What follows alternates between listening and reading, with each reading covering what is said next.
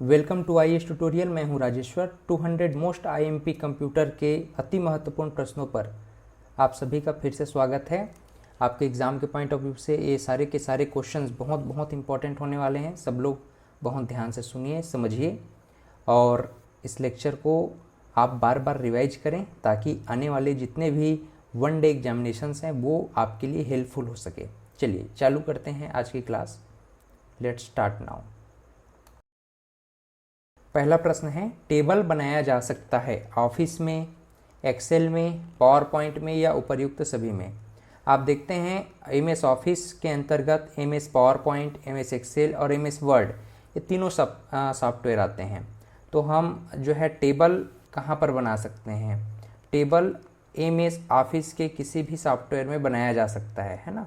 MS office में मूल रूप से ये जो तीन सॉफ्टवेयर आपको नज़र आते हैं, एमएस वर्ड जिसको हम वर्ड प्रोसेसिंग सॉफ्टवेयर कहते हैं, एमएस एक्सेल टेबुलेटर सॉफ्टवेयर के नाम से जानते हैं और एमएस पावर पॉइंट जिसे हम प्रेजेंटेशन सॉफ्टवेयर के नाम से जानते हैं।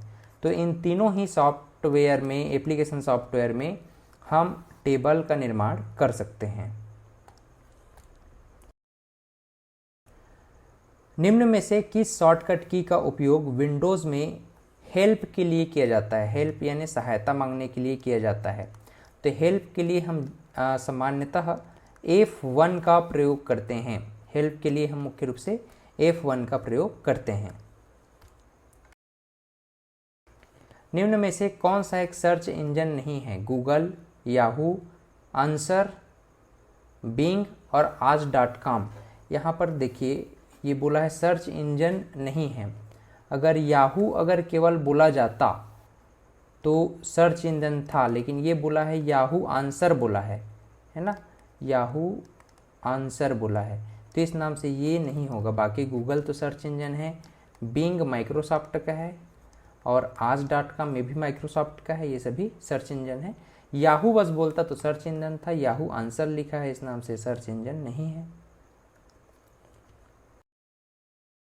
निम्न में से कौन सा एक वेब ब्राउज़र नहीं है पूछा है? वेब ब्राउज़र जिसमें hyper text markup language HTTP की जो साइटें हैं वो दिखाई जाती हैं, है ना। तो वेब ब्राउज़र नहीं है। फायरफॉक्स है, ओपेरा, और ओपेरा का बहुत सारा सॉफ्टवेयर आता है, ओपेरा भी आता है, ओपेरा मिनी भी आता है। सफारी तो एप्पल का है, सफारी जो है एप्पल का है। क्रोम OS लिखा है ये। अगर केवल क्रोम लिखता ना, तो क्रोम बस लिखता तो वेब ब्राउज़र था, लेकिन अगर क्रोम OS लिख दिया है, OS मतलब ऑपरेटिंग सिस्टम लिख दिया है, तो इस नाम से ये नहीं होगा। लेकिन अगर केवल गूगल क्रोम लिख देता, गूगल क्रोम या केवल मात्र क्रोम बस लिखता, तो भी आप उसको ब्राउज़र मानते, क्योंकि वो ब्राउज़र कहलाता है। क्रोम OS के कारण ये ब्राउज़र नहीं होगा। कंप्यूटर का कौन सा भाग वायरस से प्रभावित होता है? हार्डवेयर, सॉफ्टवेयर, कंप्यूटर प्रोग्राम और उपर्युक्त में से सभी। देखिए कंप्यूटर के जो रैम है और बूट सेक्टर है, बायोस है, उन सबको अफेक्ट करता है। तो हार्डवेयर सेक्शन को भी अफेक्ट करेगा, सॉफ्टवेयर को तो नुकसान पहुंचाता ही है। हार्डवेयर को कैसे नुकसान पहुंचाएगा? बहुत ज़्यादा लोड, अगर ट्रोजन हार्स आ गया, सपोज नहीं वार्म आ गया, वार्म, तो वार्म अगर आ गया तो अपने आप को इतना ज़्यादा फैलाएगा, रेप्लिकेट करेगा वो, और रेप्लिकेट करने के बाद इतना ज़्यादा अपनी संख्या बढ़ा लेगा कि रैम पर वो बोझ बन जाएगा। तो रैम पर बोझ बनेगा मतलब कि सीधी सी बात है, हमारा मदरबोर्ड में जो रेसिस्टेंस है और वो क्या बोलते हैं हीट सिंक है, वो बहुत ज़्यादा गर्म हो जाएगा, यानी कंप्यूटर हैंग होने लग जाएगा। तो हार्डवेयर कंपोनेंट को तो नुकसान पहुंचा ही रहा है, साथ ही साथ सॉफ्टवेयर को भी नुकसान पहुंचाता है। इसी नाम से उपर्युक्त सभी होगा। कंप्यूटर चालू होने पर वायरस क्या एग्जीक्यूट करता है? कंप्यूटर चालू होने पर वायरस क्या एग्जीक्यूट करेगा? बूट सेक्टर को, है ना। अगर बूट सेक्टर प्रकार का वायरस है तो बूट सेक्टर को एग्जीक्यूट करेगा, यानी कि बार बार कंप्यूटर जैसे चालू हुआ उसके बाद कुछ समय बाद फिर से आप काम करते रहोगे, कोई भी काम करते रहोगे, फिर से रीस्टार्ट, अगर बूट सेक्टर वायरस आ गया है तो .exe करके कुछ इस प्रकार का वायरस यहाँ पर आता है, बूट सेक्टर वायरस है इसमें खास करके। मल्टीमीडिया डॉक्यूमेंट में होता है audio, video, image audio, text audio. हम देखते हैं मल्टीमीडिया सॉफ्टवेयर में सभी प्रकार के डॉक्यूमेंट्स होते हैं।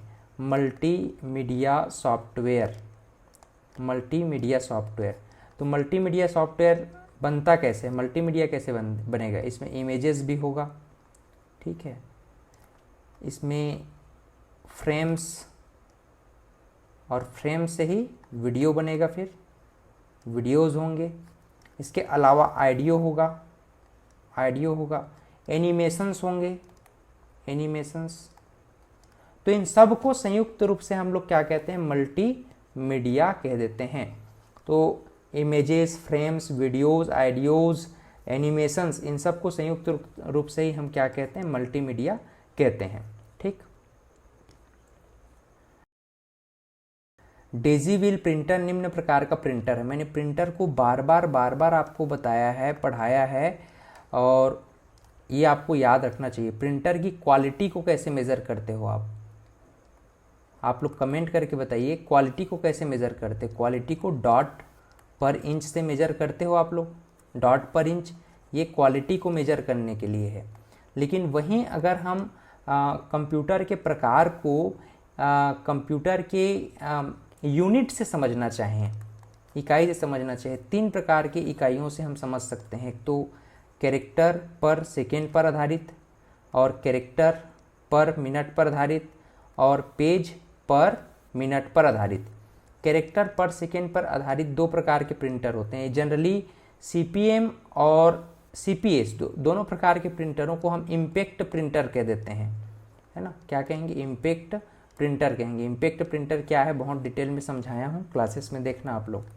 PPM प्रकार के जो प्रिंटर हैं इनको नॉन इम्पैक्ट प्रिंटर कहते हैं, नॉन इम्पैक्ट प्रिंटर कहते हैं। ये शोरगुल नहीं करता है, क्वालिटी भी अच्छी रहती है, पेज पर मिनट बहुत स्पीड में प्रिंट करने की क्षमता रखता है।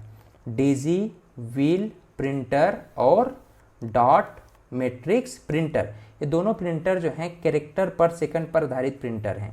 वहीं आप देखें चैन प्रिंटर और चैन प्रिंटर और ड्रम प्रिंटर, ये जो दोनों प्रिंटर हैं ना, ये मुख्य रूप से CPM यानी कैरेक्टर पर मिनट पर आधारित प्रिंटर होते हैं। लेकिन पेज पर मिनट आधारित प्रिंटर कौन कौन से हैं, लेजर प्रिंटर आपका इम्पोर्टेंट है। लेजर प्रिंटर के अलावा इंकजेट प्रिंटर के अलावा थर्मल प्रिंटर के अलावा जो है आपका फोटोकॉपी मशीन जो होते हैं, है ना, फोटोकॉपी मशीन। ये सभी मूल रूप से PPM पेज पर मिनट पर आधारित प्रिंटर कहे जाते हैं। तो प्रिंटर आप लोग अगर याद रख लेते हैं तो आसानी से ये सारे क्वेश्चंस आपसे बन जाएंगे। तो डेजी व्हील प्रिंटर हम लोग देख रहे हैं, डेजी व्हील प्रिंटर इम्पैक्ट प्रकार का प्रिंटर है जो कि CPS पर आधारित है, यानी ये इम्पैक्ट प्रकार का प्रिंटर होगा। CPS पर आधारित अगर पूछता तो भी आप आसानी से बता सकते थे। अगला प्रश्न है, निम्न में से कौन सा एक आउटपुट डिवाइस नहीं है, plotter, flex print machine, paint या रंग मशीन, जॉयस्टिक। अब देखिए, प्लॉटर आउटपुट है, फ्लेक्स प्रिंट मशीन भी आउटपुट है, पेंट मिक्सिंग मशीन भी आउटपुट है। जॉयस्टिक गेम खेलने के लिए प्रयोग में लाया जाता है, ये एक प्रकार का इनपुट डिवाइस होता है। ये क्या है, एक प्रकार का इनपुट डिवाइस होता है। 2 उपकरणों के बीच खाली स्थान समर्पित लिंक संबंध प्रदान करते हैं, primary, secondary, multi point, point two point. 2 उपकरण हैं, सपोज एक टर्मिनल ये है, एक टर्मिनल ये है, ठीक है, 2 टर्मिनल है सपोज। इन दोनों टर्मिनलों के बीच में अगर हम नेटवर्किंग करना चाह रहे हैं तो इसे हम बहुत सारे कनेक्टिविटी से जोड़ सकते हैं, जिसमें कनेक्टिविटी का नाम क्या है, P2P। इसी को हम पॉइंट टू पॉइंट कनेक्टिविटी कहते हैं। क्या कहेंगे? पॉइंट टू पॉइंट कनेक्टिविटी कहेंगे, है ना। तो दो उपकरणों के बीच में लिंक स्थापित कर सकते हैं हम पॉइंट टू पॉइंट कनेक्टिविटी के माध्यम से। अगला प्रश्न है, निम्न में से कौन सा सिग्नल भेजने का माध्यम नहीं है? सिग्नल भेजने वाला, सिग्नल सेंडर का माध्यम, मीडियम कौन सा नहीं है? टेलीफोन सिग्नल भेजते हैं हम, एनालॉग सिग्नल को, है ना। द्विपक्षीय केबल, इसके माध्यम से भी हम सिग्नल्स को भेजते हैं। खास करके जो टेलीविज़न वाला सिग्नल है ना, टेलीविज़न का जो सिग्नल है हम इसी कोएक्सियल केबल या द्विपक्षीय केबल के माध्यम से ही ट्रांसमिशन करते हैं। सैटेलाइट सिस्टम भी सिग्नल भेजने का माध्यम है। मॉडेम सिग्नल कन्वर्टर कहलाता है। ये क्या है? सिग्नल कन्वर्टर है। एनालॉग सिग्नल को डिजिटल सिग्नल में और डिजिटल सिग्नल को एनालॉग सिग्नल में ये कन्वर्ट करने का काम करता है। इसको मॉड्यूलेटर और डीमॉड्यूलेटर, मॉड्यूलेशन एंड डीमॉड्यूलेशन की प्रक्रिया कहते हैं। Analogue to digital and digital to analogue signal में कन्वर्ट करने की प्रक्रिया ये मॉडेम का काम होता है। मॉडेम कई बार राउटर की तरह भी काम करता है, लेकिन मॉडेम का मुख्य काम क्या है? सिग्नल कन्वर्ट करने का, एनालॉग टू डिजिटल और digital to analogue. Telephone line की जो सिग्नल आती है वो एनालॉग की सिग्नल होती है। कंप्यूटर में इंटरनेट की तरह यूज करना है तो मॉडेम उसको कन्वर्ट करके फिर डिजिटल सिग्नल में ट्रांसमिट कर देता है, कन्वर्ट कर देता है।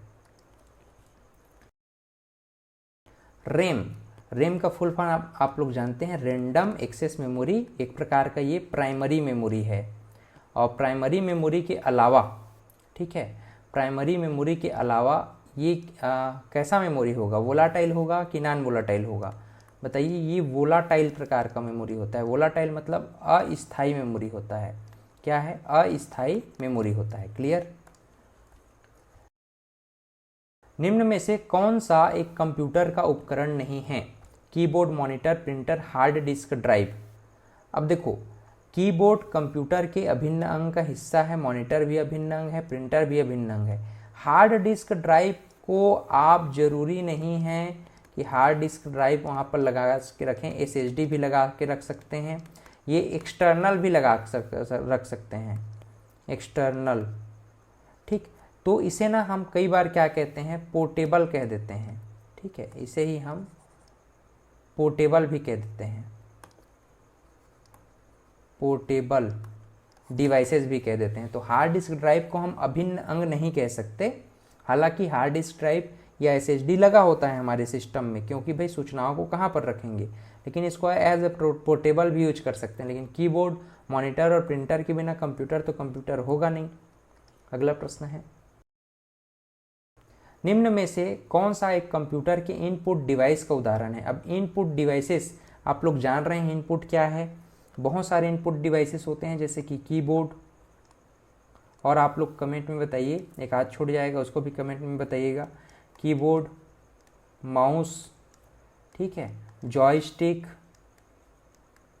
जॉयस्टिक के अलावा जो है ट्रैक बॉल के अलावा और बताइए, नाम आपको याद आ रहा होगा तो। साउंड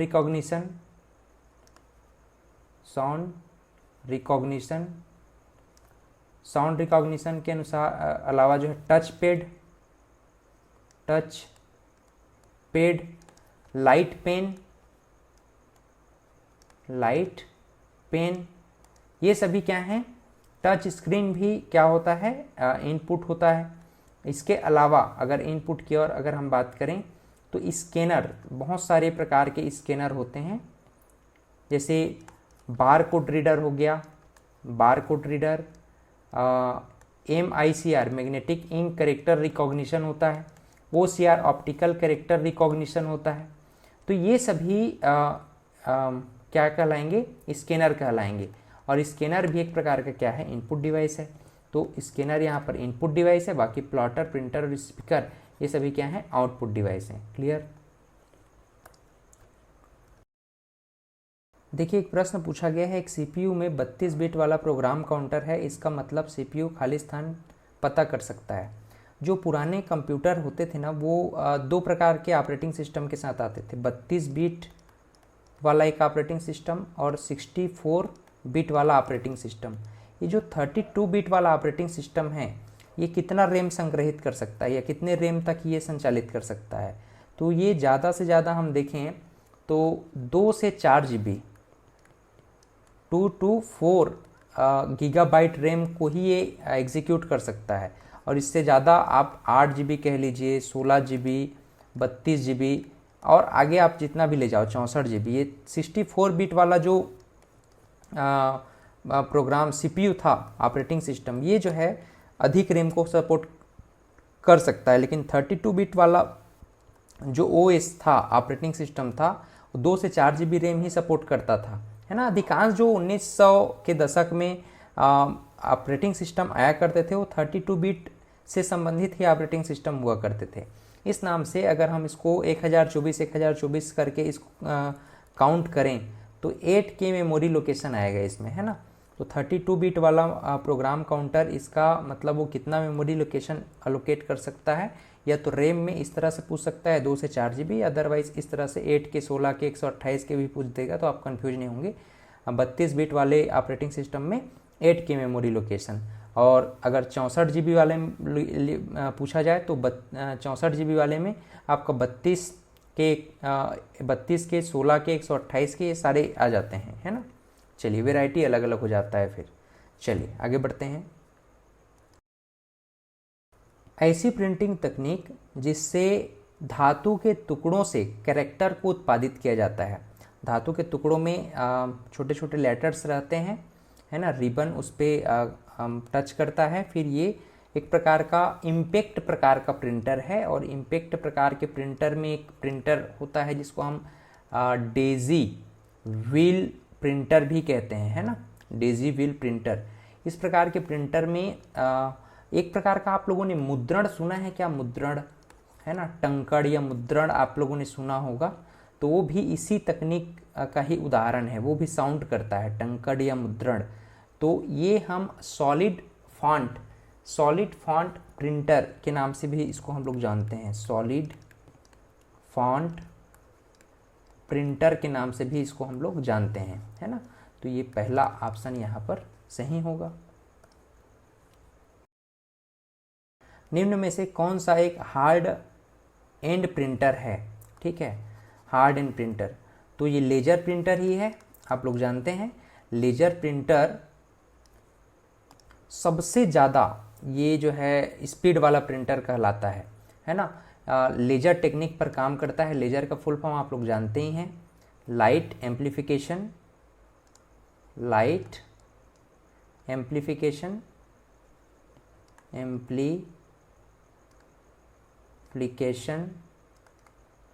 बाय स्टिमुलेटेड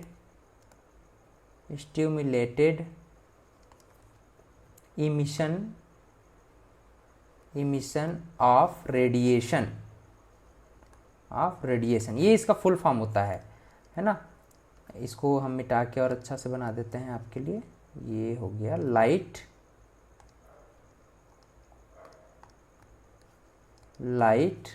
है ना, light amplification by stimulated emission for radiation, ये लेजर का फुल फॉर्म होता है। लेजर प्रिंटर जो है सबसे ज़्यादा अच्छी गुणवत्ता का, इसका जो DPI होता है, DPI 300 से 600 DPI तक होता है, डॉट पर इंच तक, यानी कि ये सबसे अच्छी रिजोल्यूशन का प्रिंट देता है। दूसरी बात, सबसे ज़्यादा स्पीड में हमको प्रिंट आउट देता है। और तीसरा, इसका जो गुणवत्ता है, क्वालिटी है, वो सबसे बेस्ट होता है। और इसको हम डेस्कटॉप पब्लिशिंग में जनरली उपयोग करते हैं। DTP एक शब्द आप लोग ध्यान में रखिएगा। डेस्कटॉप पब्लिशिंग का जो काम है वहाँ पर हम मूल रूप से लेजर प्रिंटर का ही उपयोग करते हैं। तो लेजर प्रिंटर एक हार्ड एंड प्रिंटर के नाम से भी जाना जाता है। चलिए आगे बढ़ते हैं। Chrome OS Khalistan operating system है जिसे खालिस्तान ने तैयार किया। देखो, Chrome OS open source operating system है और इसको गूगल ने बनाया है। क्रोम OS जो है ओपन सोर्स ऑपरेटिंग सिस्टम है और इसको गूगल ने बनाया है। MS DOS में विकसित हुआ है। MS DOS विकसित हुआ है। MS DOS जो है कब विकसित हुआ है बताइए? तो 1981 में इसको माइक्रोसॉफ्ट डिस्क ऑपरेटिंग सिस्टम के रूप में इसको इन्वेंट किया गया था। माइक्रोसॉफ्ट डिस्क ऑपरेटिंग सिस्टम, ठीक है, याद रखिएगा 1980 के दशक में इसको इन्वेंट किया गया। ये single user single tasking operating system है। एक टाइम में केवल एक ही यूजर इसमें काम कर सकता है। डॉस एक CUI यानी कमांड यूजर इंटरफेस पर आधारित प्रिंटर होता है। तो ये बात भी आप लोग ध्यान में रखेंगे। MS DOS Microsoft disk operating system 1980 के दशक में माइक्रोसॉफ्ट के द्वारा तैयार किया गया। ये एक प्रकार का ऑपरेटिंग सिस्टम है। इन कैसा ऑपरेटिंग सिस्टम है? डिस्क ऑपरेटिंग सिस्टम इसका फुल फॉर्म नाम है। और single user single tasking operating system है। कमांड यूजर इंटरफेस पर ये काम करता है, यानी कमांड पर बेस्ड ऑपरेटिंग सिस्टम। ये GUI ग्राफिकल यूजर इंटरफेस पे काम नहीं कर सकता। लैंडस्केप क्या होता है? लैंडस्केप और एक पोर्ट्रेट और लैंडस्केप, ठीक है, ये दोनों ही क्या कहलाते हैं? पेज ओरिएंटेशन कहलाते हैं। पेज ओरिएंटेशन, ठीक। तो पोर्ट्रेट और लैंडस्केप कुछ इस प्रकार से होता है। पोर्ट्रेट की अगर हम बात करें तो यहाँ पर आप देख सकते हैं इस प्रकार से पोर्ट्रेट, और लैंडस्केप इस प्रकार से होता है। तो लैंडस्केप और पोर्ट्रेट एक प्रकार का पेज ओरिएंटेशन है। पेज को आप किस प्रकार से सेट करते हो, है ना। अपरिष्कृत वस्तुओं का संग्रह क्या कहलाता है? Unorganised information is called data. Unorganised information is called data. देखो ये डेटा ही जब डेटा का बंच क्या कहलाता है? इंस्ट्रक्शंस कहलाता है। डेटा का बंच क्या कहलाता है? इंस्ट्रक्शंस को ऑर्गेनाइज जब किया जाता है, इंस्ट्रक्शंस को जब ऑर्गेनाइज किया जाएगा या फिर इसका जब प्रोसेसिंग होता है, तो यही फिर इंफॉर्मेशन कहलाता है। क्या कहलाएगा? इंफॉर्मेशन। और इस इंफॉर्मेशन के सेट को ही हम प्रोग्राम कह देते हैं, प्रोग्राम। और प्रोग्राम के सेट को ही फिर हम सॉफ्टवेयर के नाम से जानते हैं। फिर सॉफ्टवेयर, एप्लीकेशन सॉफ्टवेयर और सिस्टम सॉफ्टवेयर, ये दो प्रकार के सॉफ्टवेयर हो जाते हैं। फिर सिस्टम सॉफ्टवेयर भी दो प्रकार का होगा, एक सिस्टम यूटिलिटी सॉफ्टवेयर और सिस्टम मैनेजमेंट सॉफ्टवेयर। फिर उसके भी बहुत सारे प्रकार होते हैं। तो आप लोग क्लासेस जरूर देखिए, वहाँ पर आपको सारी जानकारी मिलेगी। ब्राउज़र का भाग के रूप में जो प्रोग्राम ऑटोमेटिक लोड और ऑपरेट होता है उसको हम क्या कहेंगे? ब्राउज़र के भाग के रूप में जो प्रोग्राम ऑटोमेटिक लोड ऑपरेट होता है उसे हम प्लगइन्स कहते हैं। क्या कहेंगे? प्लगइन्स कहते हैं, ठीक है। निम्न में से कौन प्रोग्रामों का समूह है? एक्सेसरीज, पेंट, वर्ड या उपयुक्त में सभी। प्रोग्रामों के समूह को हम एक प्रोग्राम फाइल में आप जाइएगा, पहले प्रोग्राम फाइल में, ठीक है। पहले तो स्टार्ट बटन में आपको जाना होता है, स्टार्ट बटन, स्टार्ट से फिर प्रोग्राम फाइल में आप जाते हैं। प्रोग्राम फाइल के बाद आप एक्सेसरीज में जा सकते हैं। एक्सेसरीज जो है प्रोग्रामों का समूह होता है, बहुत सारे प्रोग्राम वहाँ पर होंगे, इन प्रोग्रामों को आप एक्सेस कर सकते हैं यहाँ से। अगला प्रश्न, बहुत से सॉफ्टवेयर टाइटल के अंतर्गत आने वाले इमेज को क्या कहेंगे? बहुत सारे सॉफ्टवेयर टाइटल के अंतर्गत आने वाले जो इमेजेस होते हैं ना, उनको हम क्लिप आर्ट कहते हैं। क्या कहेंगे? क्लिप आर्ट कहेंगे। क्लियर? लास्ट क्वेश्चन, किस की का इस्तेमाल दूसरे की के साथ विशिष्ट कार्य स्पेसिफिक वर्क को एग्जीक्यूट करने के लिए किया जाता है? Function, space bar, arrow. तो हम ये कंट्रोल बटन का उपयोग जनरली करते हैं। कंट्रोल के साथ हम फंक्शंस की उपयोग कर सकते हैं, कंट्रोल के साथ हम अदर की का उपयोग कर सकते हैं, और इसके द्वारा हम विशिष्ट काम कर सकते हैं। जैसे कंट्रोल के साथ ए यूज कर सकते हैं, कंट्रोल के साथ सी, कंट्रोल के साथ भी, कंट्रोल के साथ एक्स भी यूज करते हैं। कंट्रोल के साथ P का यूज किया जाता है। तो इन सब का अलग अलग फिर एग्जीक्यूशन होता है, इसके अलग अलग परिणाम निकल के आते हैं। इसी नाम से कंट्रोल की को हम एक प्रकार से मल्टीपर्पस की के नाम से भी जानते हैं। कंट्रोल और अल्टर जो की होते हैं मल्टीपर्पस कीज होते हैं, लेकिन अल्टर और कंट्रोल को कभी भी सिंगल यूज नहीं किया जा सकता, इसके साथ कुछ न कुछ और बटन हमको प्रेस करना होता है। इसी नाम से हमको संयुक्त की, कॉम्बिनेशन की के नाम से भी पुकारते हैं। ठीक, क्लियर है? तो उम्मीद करता हूँ ये क्लास आपको निश्चित रूप से समझ में आया होगा। ये श्रृंखला लगातार चल रही है, 2 क्लासेस इसमें अभी और आएंगी। इन दोनों क्लासेस को भी आपको विजिट करना है, पूरे क्लास को कंटिन्यू रहना है। आप IAS ट्यूटोरियल का एप्लीकेशन जितना अभी हम लोगों ने क्लास किया है उसका लिंक आप लोग यहीं से प्राप्त कर पाते हैं, IAS ट्यूटोरियल से। इसके अलावा आप अब www.iastutorial.in इस वेबसाइट पर भी जाकर के हमारे बहुत सारे कोर्सेस के साथ ज्वाइन कर सकते हैं। WhatsApp channel, Instagram, Telegram, Twitter, LinkedIn, Facebook page और अन्य सोशल मीडिया नेटवर्क के साथ आप IAS ट्यूटोरियल सर्च करके हमसे जुड़ सकते हैं और अपनी तैयारी को और बेहतर बना सकते हैं। तो इसी तरह से जुड़े रहें। एक लाइक, शेयर और सब्सक्राइब करना बिल्कुल भी ना भूलें। पढ़ते रहें, आगे बढ़ते रहें। धन्यवाद।